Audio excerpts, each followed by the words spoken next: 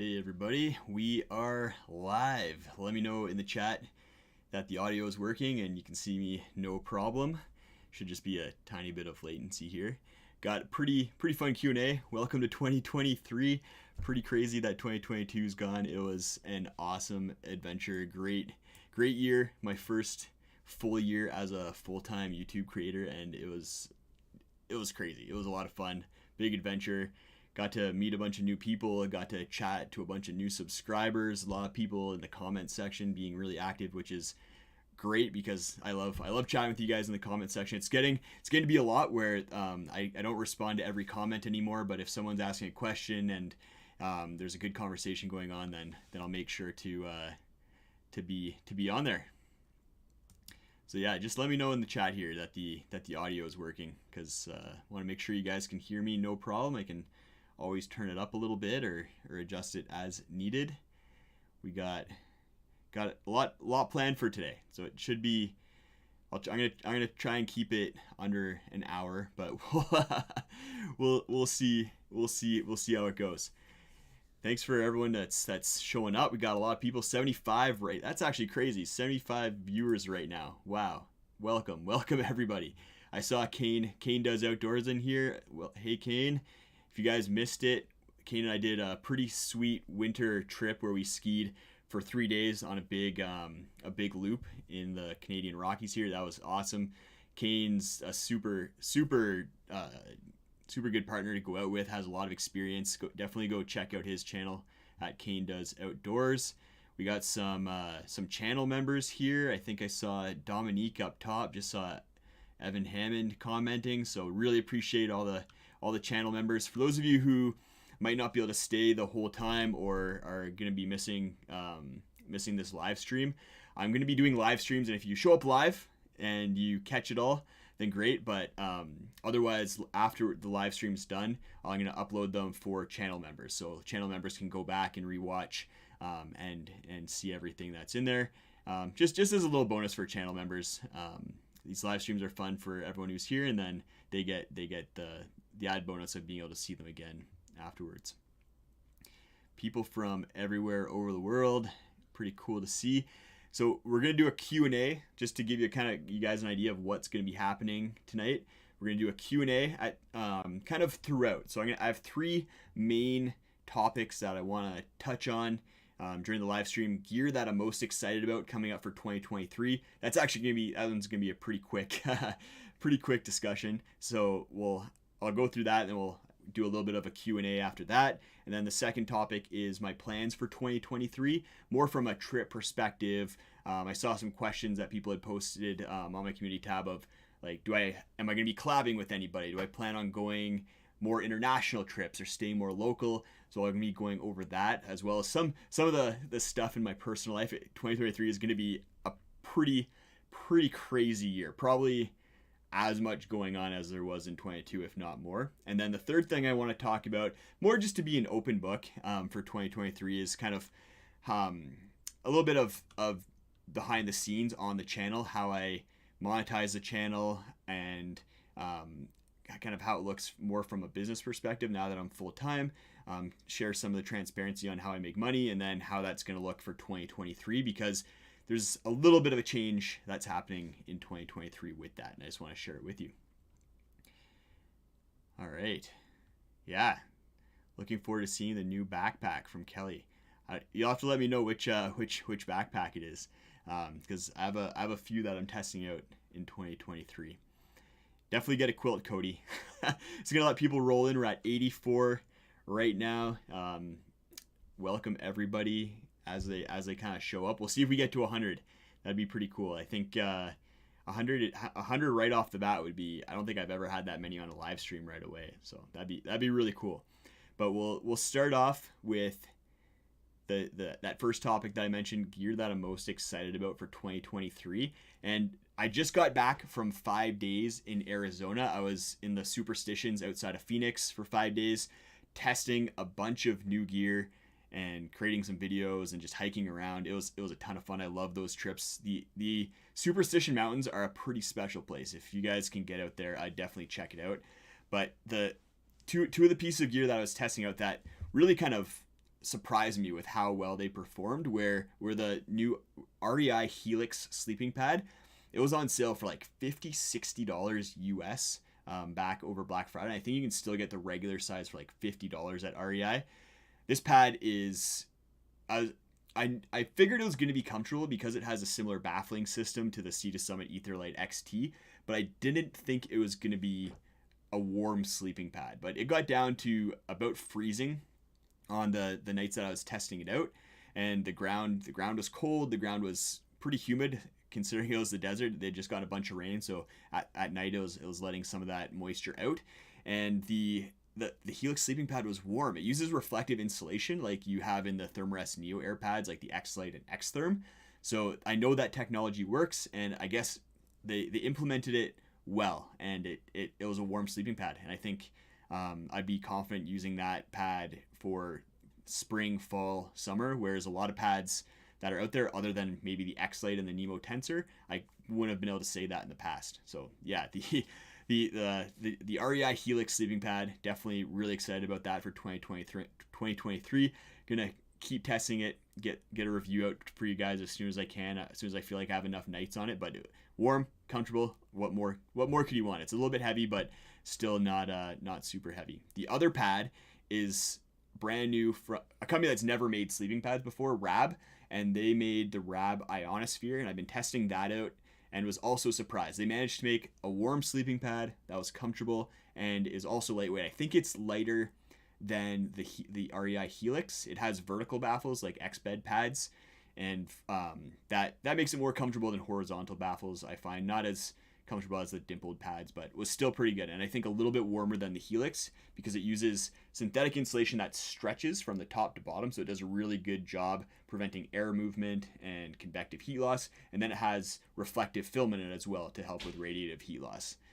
So that pad I was super impressed with. I was on the regular size, which felt pretty small for me, so I've reached out to Rab to see if they'll send me over the large size to test that out, because that was great pads. So those two pads, super excited. I think it's been a few years since we've had some innovation and new stuff coming in the sleeping pad world, and it's been a struggle for companies to make pads that are comfortable and warm and lightweight.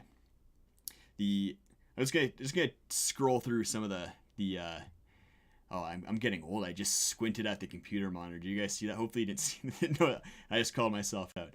So just taking a look through some of the comments. Like I said, after each of these kind of topic sections, I'll answer do a little mini Q&A segment. So get your questions queued up, and I'll let you guys know. I'll say, all right, send me your questions about the topic we just talked about. Hey, yeah, got Starlight Music, another channel member in here, Melanie McManus. So a bunch of channel members, which is awesome to see. Evan Hammond mentioned budget gear reviews, and I think I want to keep going down that path. There's a lot of great items out there that perform better than their price, and a few of the videos that I filmed while I was in Arizona were about that topic. I think the more we can kind of push these more budget friendly options that really don't sacrifice performance, the better. Sometimes you're just paying for a name and a logo, and that's I don't think that's always the best approach.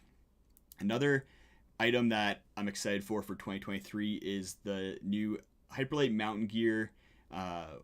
What's the pad called? It's made for skiing. I'm gonna look it up here.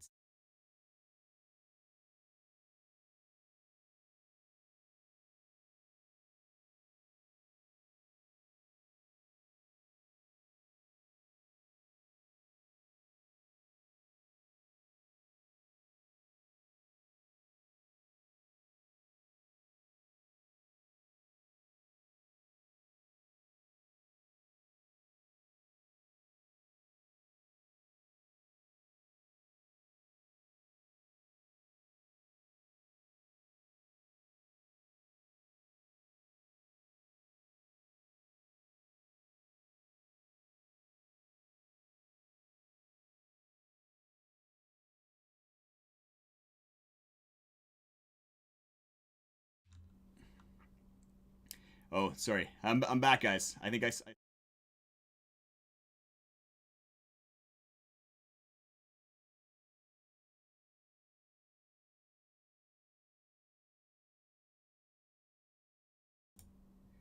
There we go. You guys should be able to hear me right now when I'm sharing when I'm on the pack. All right.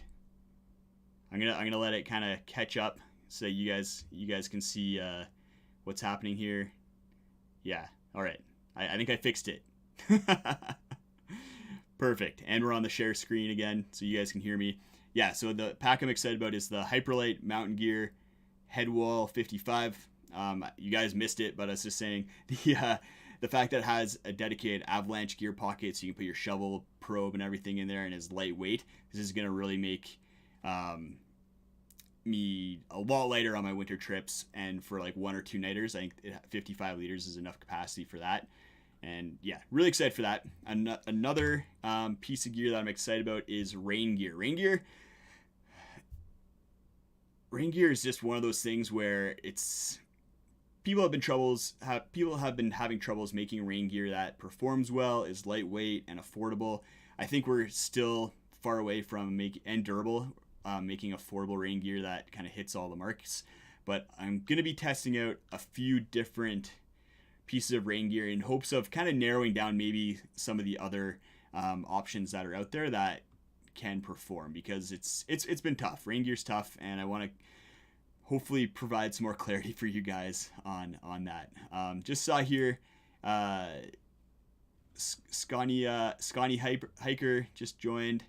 Thanks as a channel member. Thanks, Scotty. Welcome. And I'll spoiler, some of the rain gear I'm going to be testing out is Z-Packs and some other companies, and then just a bunch of smaller quality of life items from kind of some cottage brands that are innovating. There's some cool stuff that is coming down the pipe that I'm going to be testing that isn't like going to be life changing, but it's going to make time on trail a little bit more fun, a little bit cooler. But to be honest, there's not a ton of new stuff coming out in 2023 that I'm that excited about. I think 2022 had quite a few more things that I was really excited about. 2023, not so much right now. Like, I can't imagine Garmin releasing another satellite communicator, which they released 2 in 2022, and they're both quite great. And yeah, so 2023, some cool stuff coming down the pipe. Not a ton, and that's okay. It's not always all about gear. I love gear. I could chat about gear all day. I think some people give me flack for making a lot, but making a lot of gear videos. But honestly, I enjoy making it, and I love making those kind of videos, and I love talking about gear, and that's why I do it. I'm gonna be true to myself. So if you have any questions about gear, now's the time. Get them in, guys. This is your cue. Pew, pew, pew.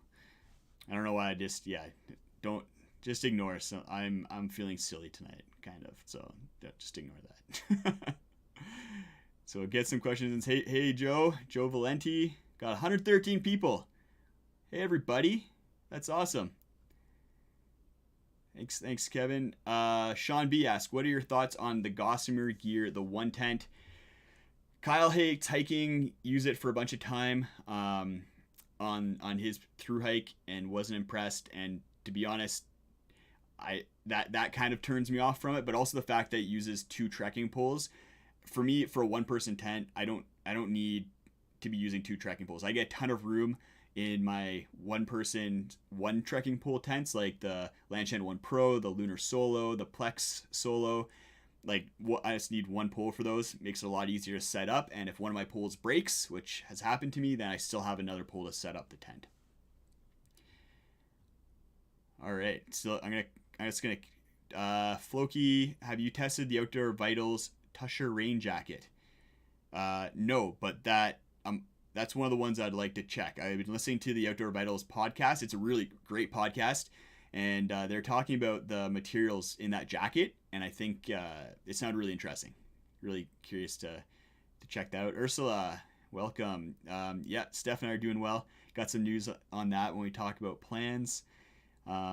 What are my thoughts on silicone heat exchanger pots for snow melting, like the GSI Escape? I'm not sure I've seen that, so I can't really comment on it.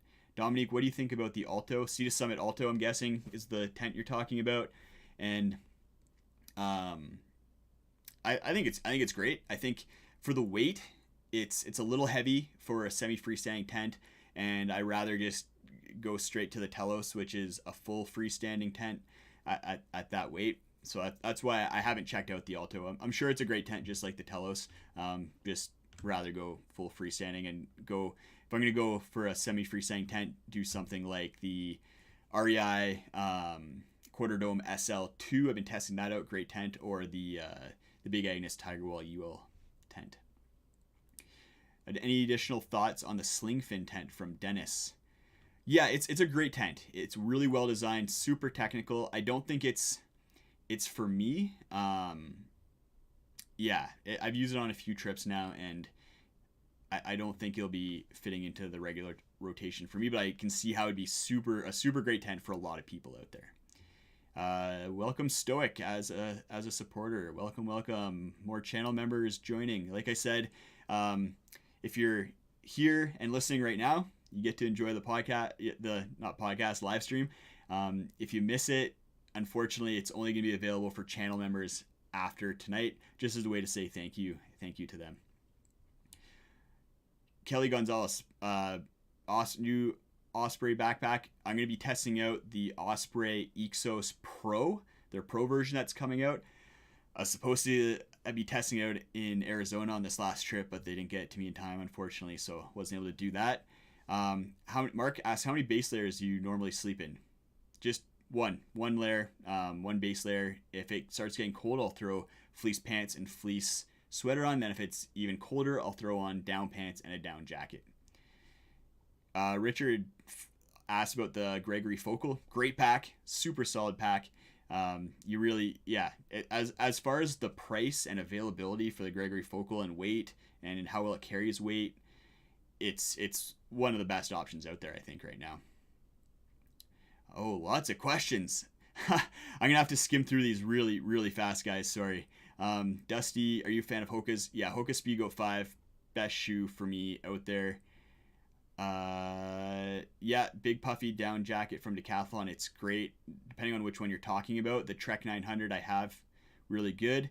The one with a fur hood, I use that down to on a minus 40 trip. It was great. The Makalu that Kane has used that one. It looks like a great one as well. Favorite sun hoodie is the Outdoor Research Astroman sun hoodie, best out there. Canoe trips, yes, more canoe trips coming. Coming live actually from my guest bedroom / office / gear storage room. What do you do for a damp butthole while on trail? Damp butthole, that's a great question. You're gonna have to pay attention to a video that's coming out soon. I actually address that. So yeah, definitely pay attention. All right, we're moving on. We're moving on to topic number 2 that we're gonna be talking about. Thanks for all the great questions, guys. Save your questions to the end of this next topic. As we go, I'll shout you out again. For those of you who are maybe just joining, we're doing a live stream. We talked about gear I'm most excited about. We're now going to talk about plans for 2023 and answer. There's a lot of questions that I got about those, and then we're going to talk about kind of more of some behind the scenes on the channel, how I monetize, how 22 looked, how it was like being full time for the first year, and then some of the changes that are going to be happening in 2023 with that. Whew. I'm going to drink some water here because definitely getting parched talking so much. I just got back from 5 days of solo hiking, so I did not really talk much. my vocal cords they're not trained at this point. All right, so plans for 2023. I have 3 trips to the US that have been planned right now. So I just finished the one to Arizona. I have another one planned to Palm Springs. I'm going to do a big 4-day loop in Joshua Tree National Park down there. Really excited for that. That'll be cool because there's no water. So I'm going to have to carry and do water drops for all of my water, which is going to be a fun kind of logistics challenge. Really looking forward to that one. And Joshua Tree, from everything I've heard, is phenomenal. And then Steph and I are going to the Taylor Swift concert in Vegas. And then I'm going to stay afterwards and go down to the Grand Canyon area and do some plans down there. And that's kind of the big trips for the next several months, because if for those of you who don't know, Steph and I are getting married in June. So we got engaged last spring, getting married this June. So we've been doing all the wedding planning, and then gonna be having that. And then for the summertime, just a lot of local stuff. I think the Canadian Rockies are amazing, and last summer I feel like I didn't quite get a chance to take advantage of getting out there during the kind of July-August windows, because we were in Europe for a month, and then we got a puppy right away, Pippin, and as those of you who have had a puppy, you know that it's a lot of work, so I wasn't able to get out quite as much for longer trips. So definitely some more local stuff in the summer. And then in the fall, Steph and I are planning to do our honeymoon in Southeast Asia, so there might be some travel content around that, maybe some hiking trips out there. So that'll be a lot of fun. And I'm gonna get to the questions. I got a lot of questions about trips from you guys, and one of the ones from Zinger, like they asked about local versus more international. Definitely more local. And then the trips to the U.S. My skipping asked, have you ever been caving? I did a 3-day caving expedition in Vietnam, which was really cool. Super dangerous. Apparently a lot of people die doing that because it rains and they get caught in the caves and they can't make it out. So yeah, that's a little sketchy, but it was a ton of fun sleeping in hammocks. Rohingani asks, are you planning any more human powered trips like bike packing? Probably just canoeing. Maybe some pack rafting in the works, more like ski stuff, ski touring. Ski touring is amazing for getting around the backcountry in the wintertime. You can go in a lot more places, like you saw with the trip that Kane and I were on, and it's just super fast. You can go faster on skis almost than hiking, so that's really cool. This one's from Darren. Question about, with gear recommendations coming out of the US, any tips for mitigating duties and customs if you live in Canada?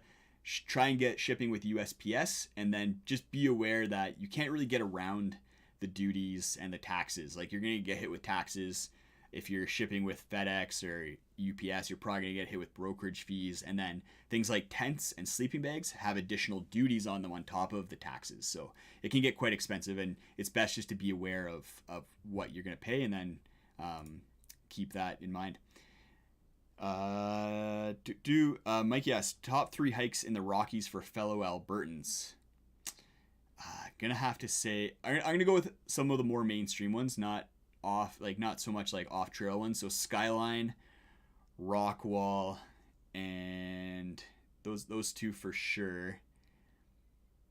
Maybe Brazo Loop, or potentially the Iceline Trail as well. That's pretty epic. All right. Scott asks, any long trail plans? No, not right now. Getting married. Steph and I have a puppy. We're probably gonna move into in the next year and a half, and maybe have some human puppies. We'll see how it goes with that. So a long trail is probably not in the works. Anything more than like a week or 2 is probably not in the works for a while here. And then Steven asks, any collaborations with other YouTubers? So I did the trip with Kane. It's seeming like we'll probably get out on another trip. That one was a lot of fun. I think we worked together well. I'd like to get down and visit Devin, down in Utah with Backcountry Exposure. Do another trip with Steven with My Life Outdoors. I wanted to get Dan Becker up here for a winter trip, but I think he was a little bit scared about that. And then some trips with Maddie and Jesse in here in Alberta. I'd love to get out with them with some more trail on some more trips. All right, let's get some more questions. Let's get some questions about plans and trips for 2023 if you guys have them here.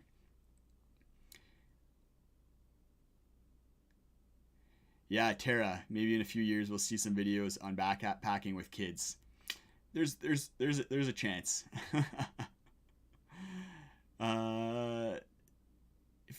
Christian asks if you could recommend a GDT section, so the Great Divide Trail, which one it be? So the Great Divide Trail is it extends from where the Continental Divide Trail ends on the northern border of the US and then continues in Canada for another 700 miles.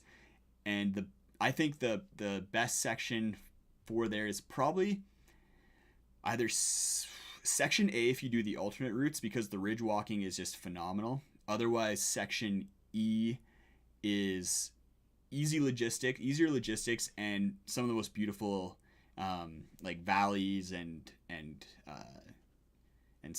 not necessarily summits, but like cols and passes that you go over on that section. And then if you want like insane remoteness, then section F for sure. Dominique, any trail on the East Coast, Canadian East Coast? Not right now. It's not really in the works. It's actually really expensive because I'm on in Calgary, Western Canada. It's expensive for me to fly to the East Coast. It's a lot cheaper for me to fly to West Coast US, and kind of Southwest US. So that's why a lot of trips go down there. Yeah, Dusty Old Hat, My Life Outdoors, Steven's channel popped off, and him and I did a trip into Utah last spring, and I think he was around 30,000 subscribers. And I like, you can see the guy's talented. The guy, like Steven, just has an amazing amount of knowledge as well as a talent for producing videos in a very clear, concise, engaging way. And kind of, I saw that as like, yeah, you're gonna hit 100,000 by Christmas, and he blew right past. I think he's at like 120, 130,000 now. It's really cool. Section D. Yeah, Melanie, Mont Blanc is amazing. Definitely recommend it. That was a really great trip. Super fun. I'd like to do some more trips with Steph like that too. All right. So, any questions? Let's before we kind of move on to the next topic, which is, if you guys have any questions about plans, let me know. Otherwise, we're going to move on to the next topic here soon, which is kind of the behind the scenes of how the channel works, the how things were in 2022 being a full-time YouTuber, how things are looking for 2023, all that kind of stuff. Just being as transparent with you guys as I can be, and answering any of your questions around that. Because yeah, that's what I think it's all about. It's I don't want to be hiding anything. Basically, I'm an open book here, and I think you guys, the viewers, the audience, you're my priority. Having these live streams is so that we can kind of connect more, get to know each other better, and keep the dialogue going. Because that's, I think, one of the best things about YouTube as a platform. It is more of a community, more engagement than some other social media platforms out there. That's why you haven't really seen me on TikTok or Instagram really as much, especially like TikTok. I find it's very much just like quick consumption, produce something, and like when you watch it, you don't really know. Like you probably couldn't tell someone who the name of the creator for your favorite video from the day, kind of thing. So, Tara, I'd like to see more trips with Steph. Yeah, I think we'll have some more this summer. Melanie asks, what video editing app do you use? Premiere Pro? All right. Would love to see more West Coast Trail footage. Yeah, I think I've done West Coast Trail in 7 days. I've done it in 5 days.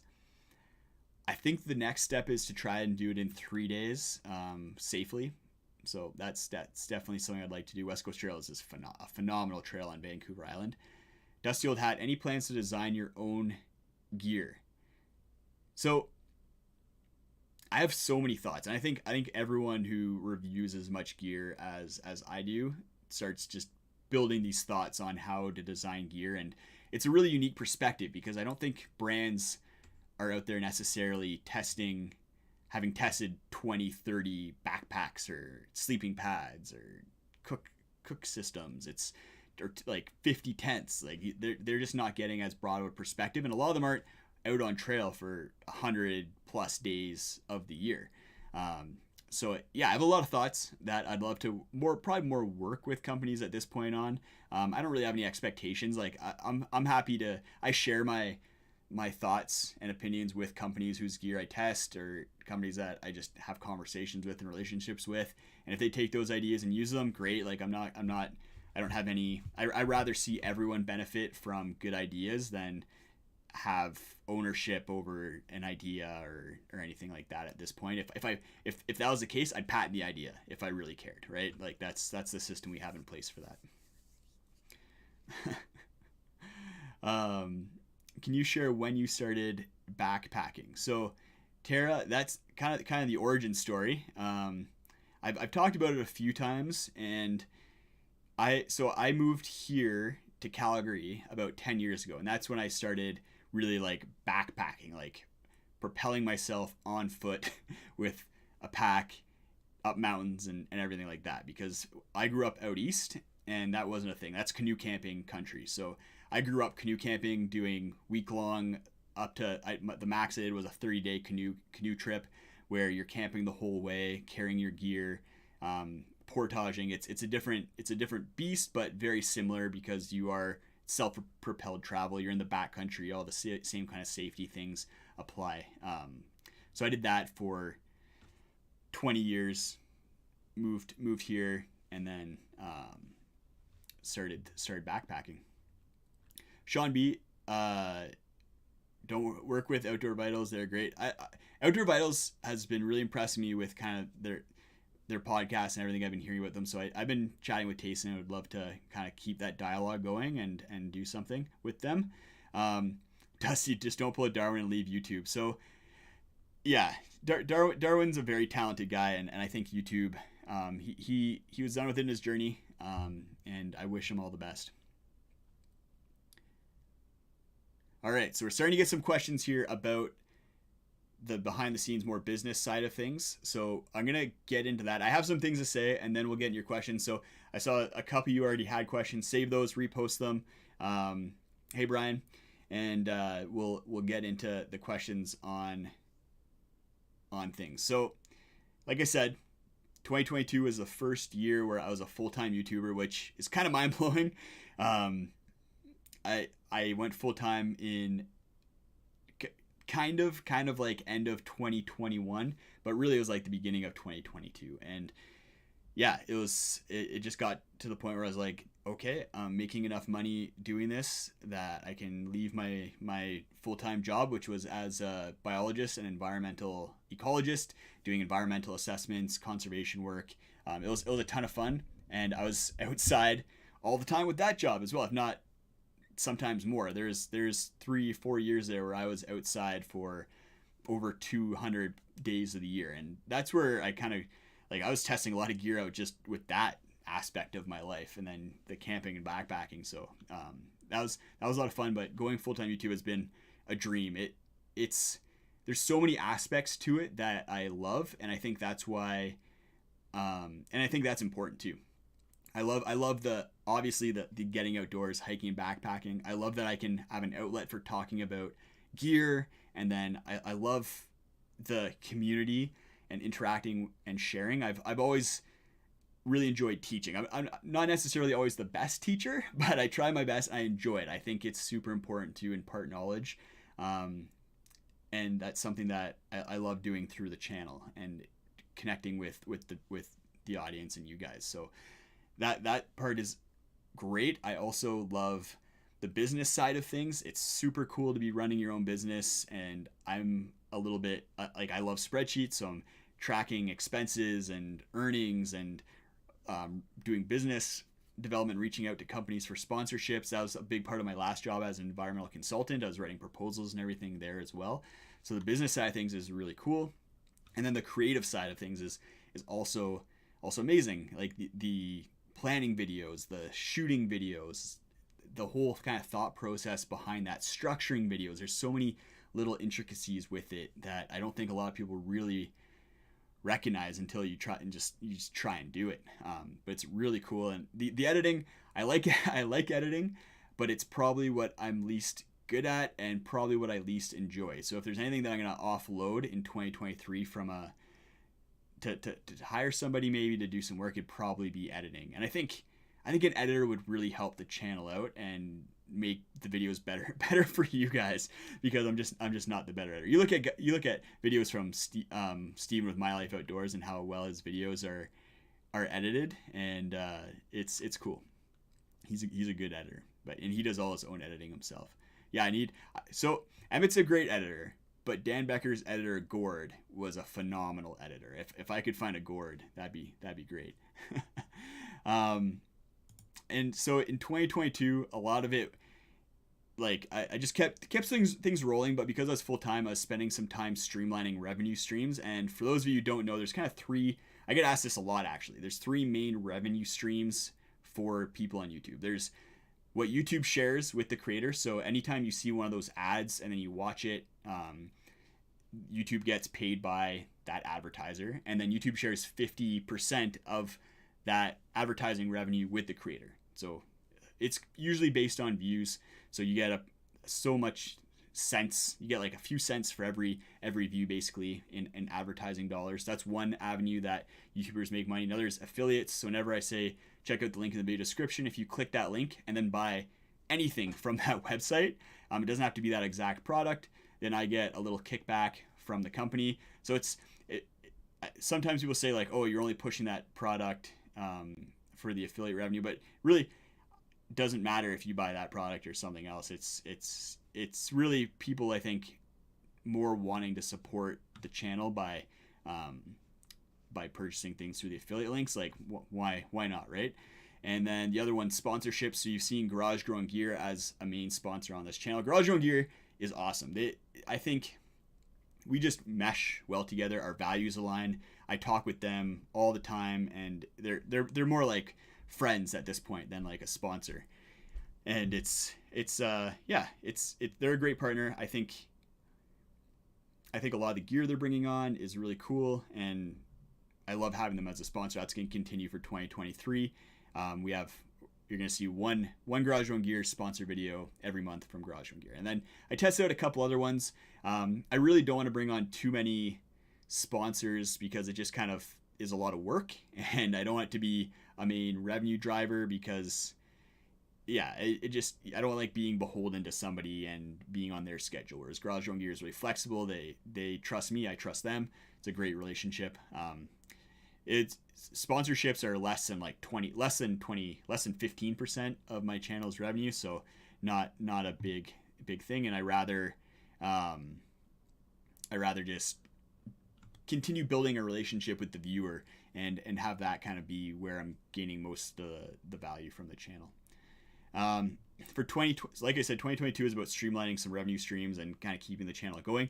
For 2023, my focus is really on the content and innovating that content. So how I'm showcasing things, how I'm presenting ideas and thoughts and explaining things. I really want to kind of take that to the next level, and that's going to be my focus. Revenue, I'm at a place where I'm good for revenue. If revenue grows, that's awesome, and I think it will based on the 2023 goal of innovation and focusing on the content.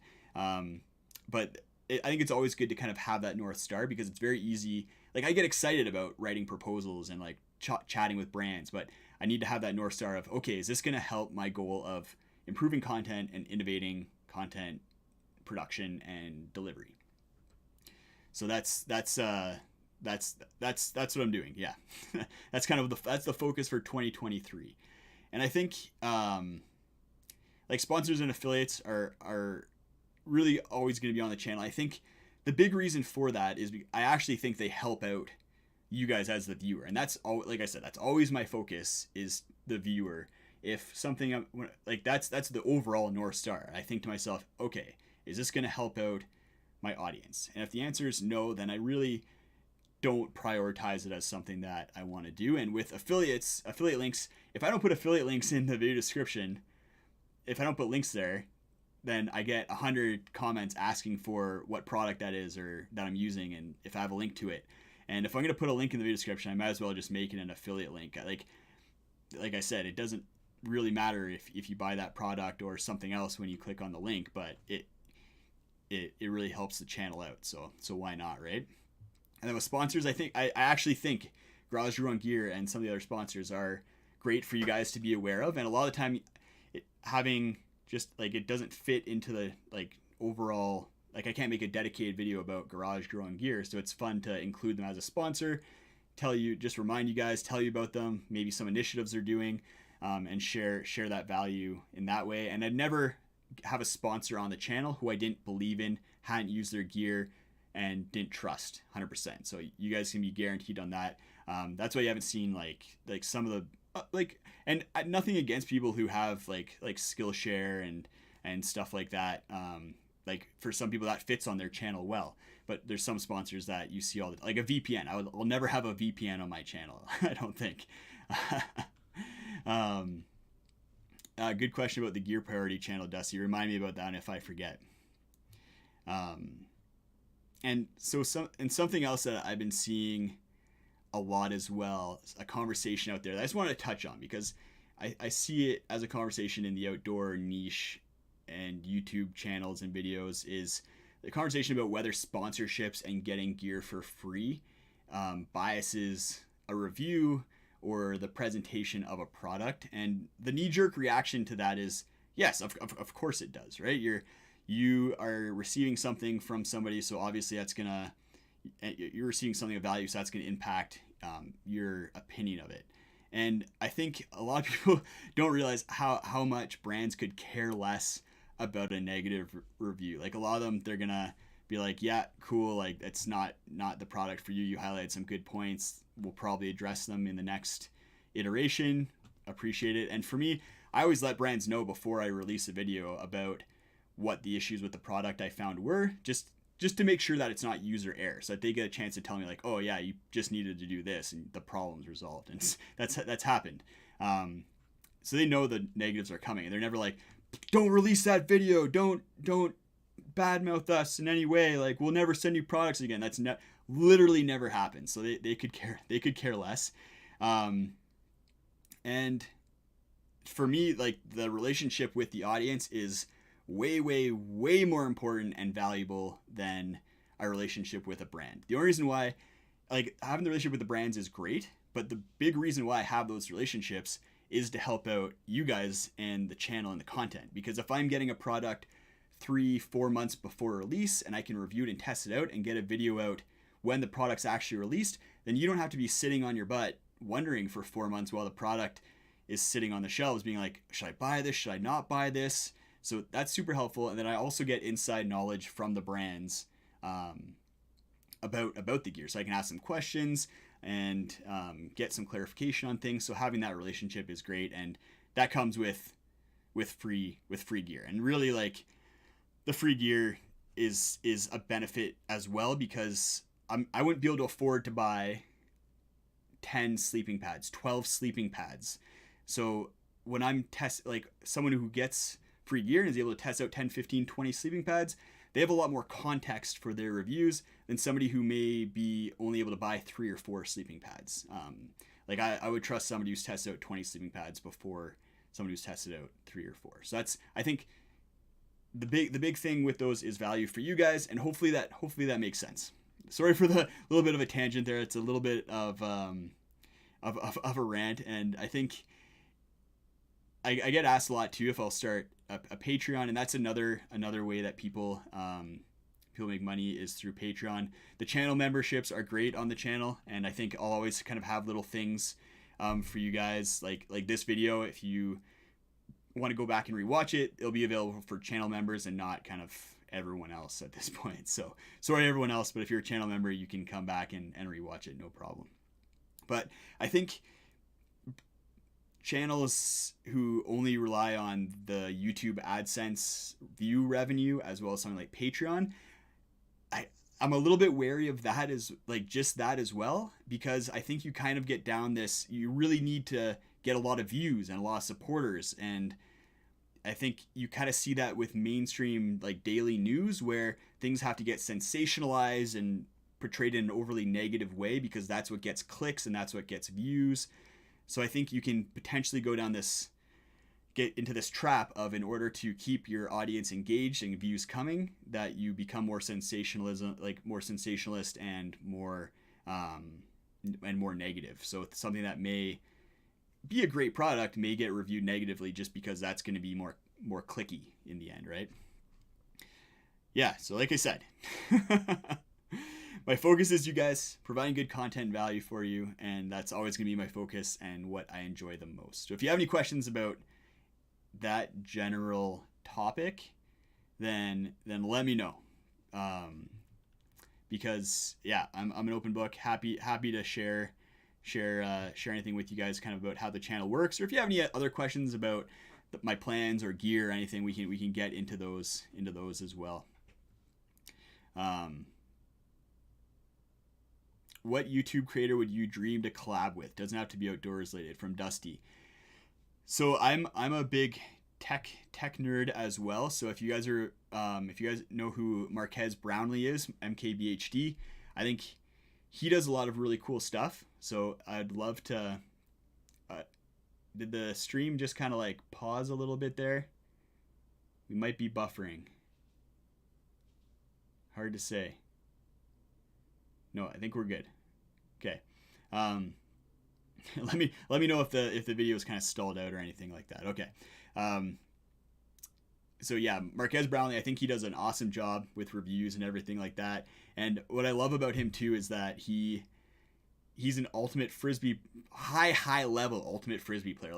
Like his team won the Club World Championships for ultimate frisbee, and I'm a big ultimate frisbee player as well. So I think it'd just be cool to kind of just chat with somebody who's YouTuber, ultimate frisbee player in the tech realm.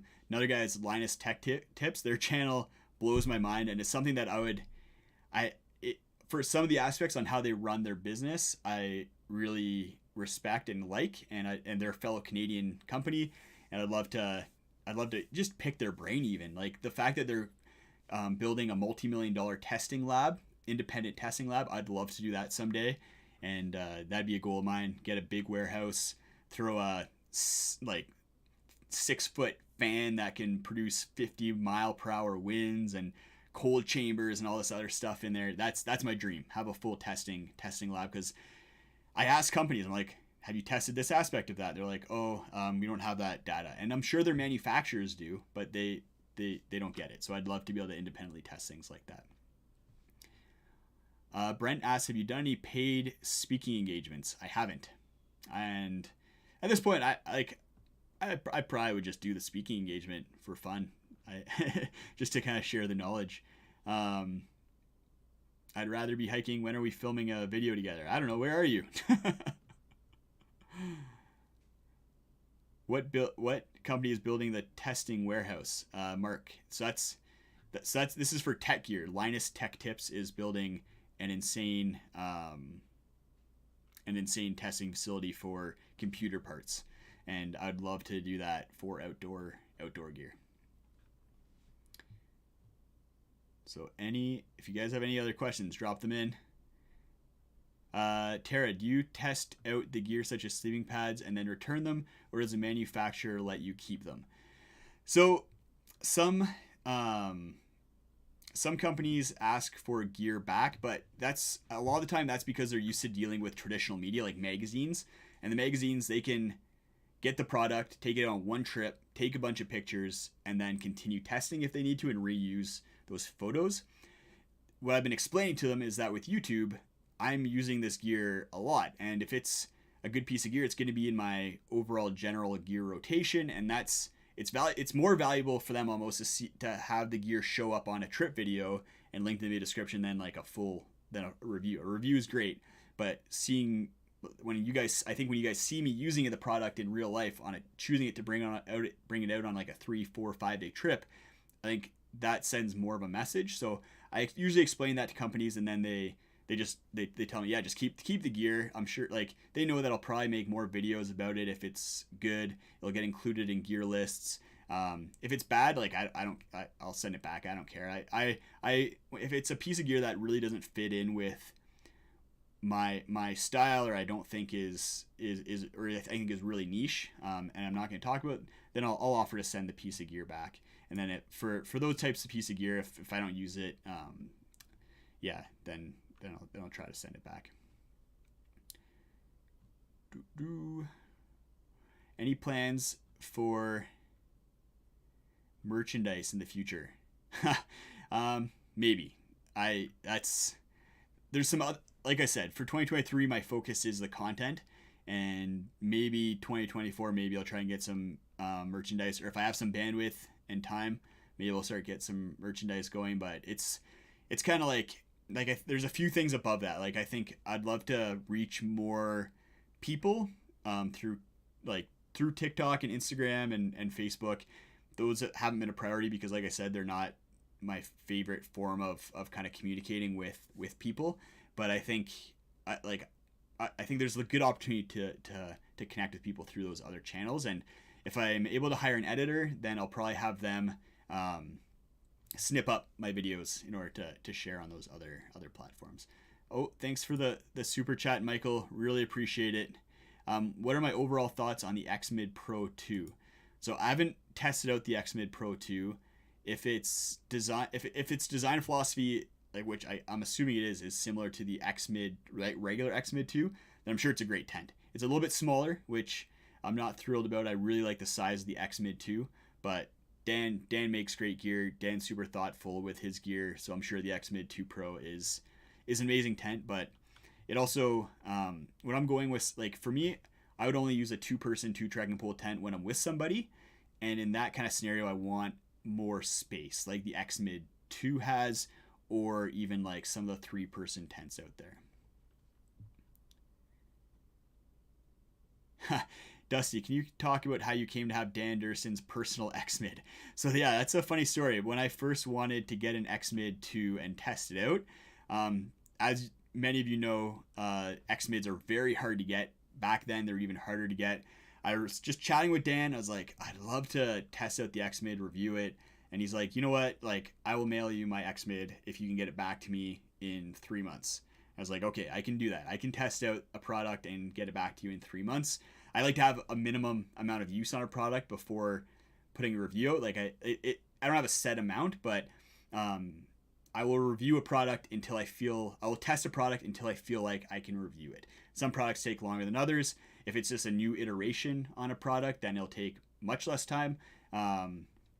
So yeah, he mailed me his XMID. I tested it out for 3 months. Loved it. Very sad to mail it back to him. But he was awesome about that. It was great.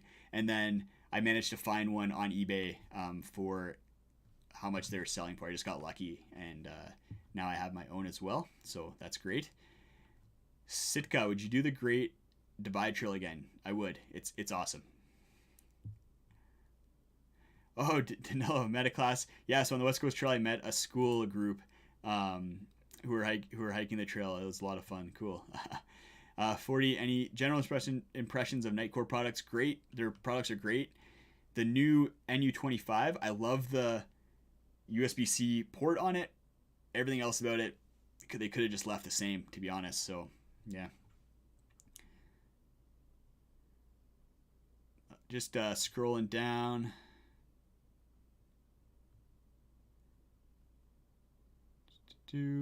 Yeah, Mark, welcome. Sorry you're late to the party. Just for those of you who are late to the party, I apologize. This video won't be up for like regular subscribers. For video live streams like these, if you're live, great, you're gonna be able to watch the video.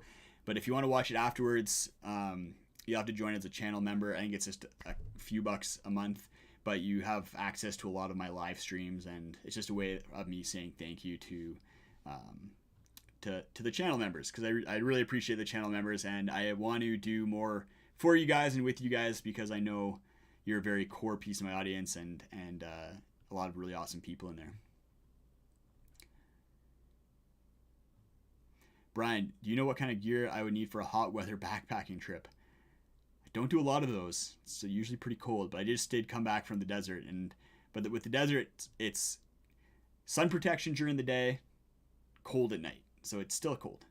Evan, great question. What's your favorite piece of gear ever? That is a great question. Okay, so I'm gonna list off 3. Okay, I'm gonna list off 3. I want to list off 5, but I'm gonna list off 3, and then maybe you guys can guess, or maybe I'll just say it. Which one's my favorite? It's gonna be tough, but the Decathlon Trek 100 down jacket, that thing just blows everything out of the water. Like, there's really there's no reason to have another down jacket at that warmth and weight. Like, it's just phenomenal at under $100. Crazy. That thing blows my mind. The other one is the Zerk 40, Mountain Smith Zerk 40. This, not a popular pack, I think, because it doesn't have a hip belt, so it's more geared towards people with a lighter weight pack, but I love that I can reach the water bottle pockets. It has so many pockets on it for being able to access things like snacks, InReach, sunglasses, lip chap as I'm hiking, and it's the perfect size. I use that on more trips than anything else during 3-season use at this point. I just used it for the 5 days in Arizona. It's a phenomenal pack. The other one for heavier trips is the REI Flash 55 pack. I think it's another one of those packs, another one of those pieces of gear where very well priced, especially when you get a very common 30% off sale or 20% off coupon, and then it's lightweight. It carries like 50 pounds like comfortably, which is nuts. And just great pack. Like if you're looking for a pack to get into backpacking with and you can afford the REI Flash 55, it's amazing. That and the Focal, like pretty neck and neck. Great packs. All right, just scrolling down, some of the stuff we've already talked about here, so I'm not gonna touch on them.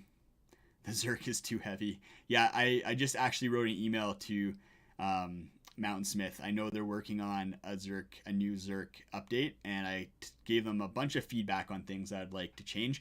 A big one for those of you who are a smaller size, having 2 sizes of the Zerk 40, small, medium, large, because even at my size, 5'10", 180 pounds, 40-inch chest, like as average as you can get for size, the current Zerk 40 is like still almost too big for me.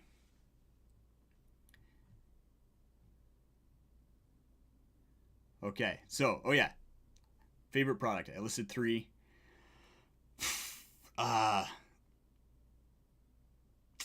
Probably the REI Flash 55.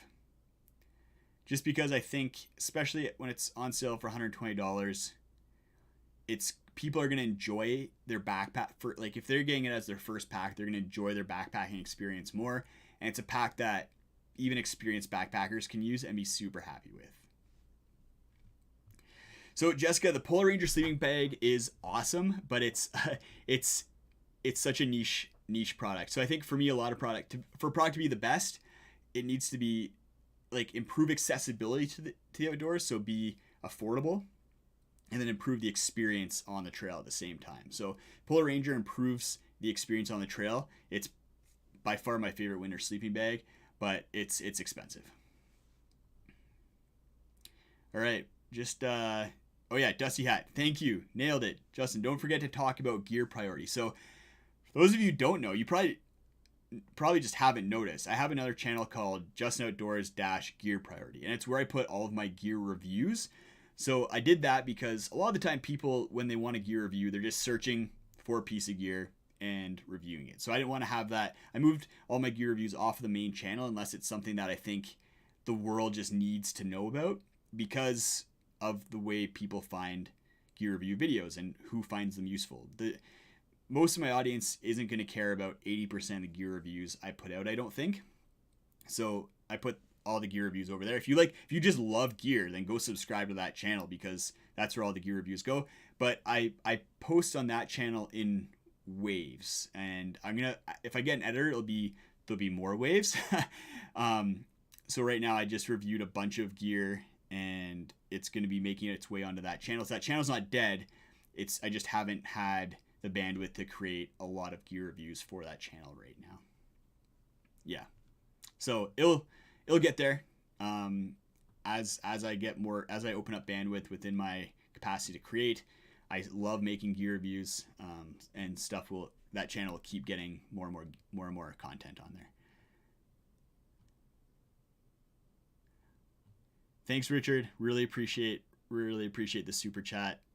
Always really helpful. Put that towards another freeze dried meal for my trip down in Joshua Tree coming up. Do I have a podcast? No, but I'd love to make a podcast. I love podcasts, and I think I could do an okay job.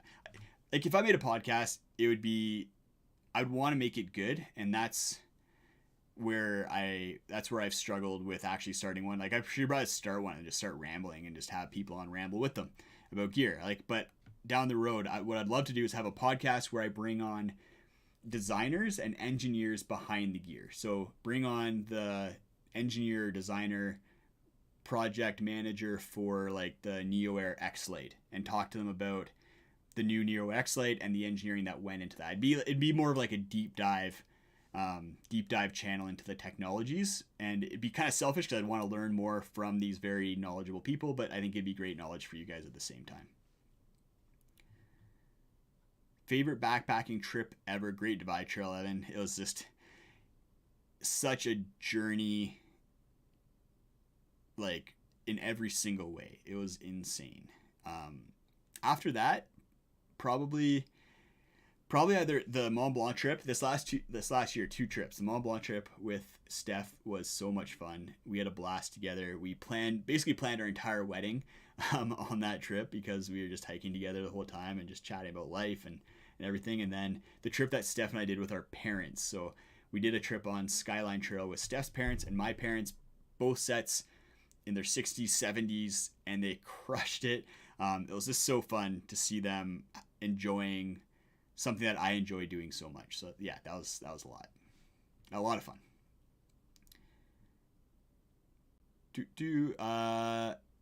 Dusty, I'll be in Joshua Tree in February.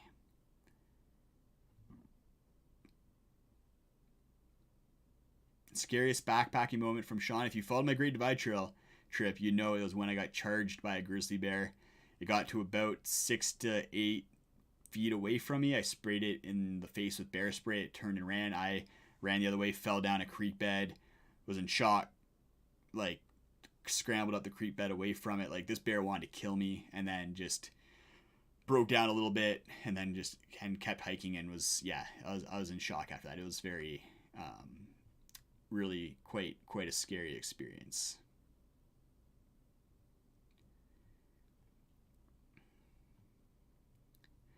Doug, new pillow from Trekology.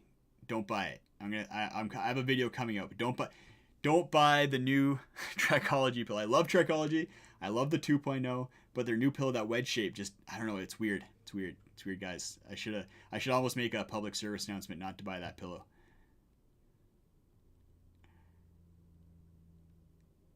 All right. I think, you know what, guys? I think we're going to wrap things up. I've taken enough of your time. I really appreciate everyone who showed up. If you want to watch this video again afterwards, it'll be available for channel members on the channel. So if you join as a channel member, there's usually a button underneath each video or on the channel. Then you can join, and then you'll have access to this video as well as a bunch of other videos like my post GDT videos, a couple other live streams. Really appreciate everyone coming by. This was a lot of fun. Thank you for listening to some of my rambles and rants. I got a little bit carried away at times. You guys are awesome, and I really appreciate all of you. Really looking forward to 2023. It's gonna be an awesome year. Just get ready for some cool content, because like I said, for 2023, that's the goal. Money's set, so 2023, make good content, provide value to you guys, have fun, make connections. Yeah, looking forward to it. Have a good one, guys. We will talk to you later.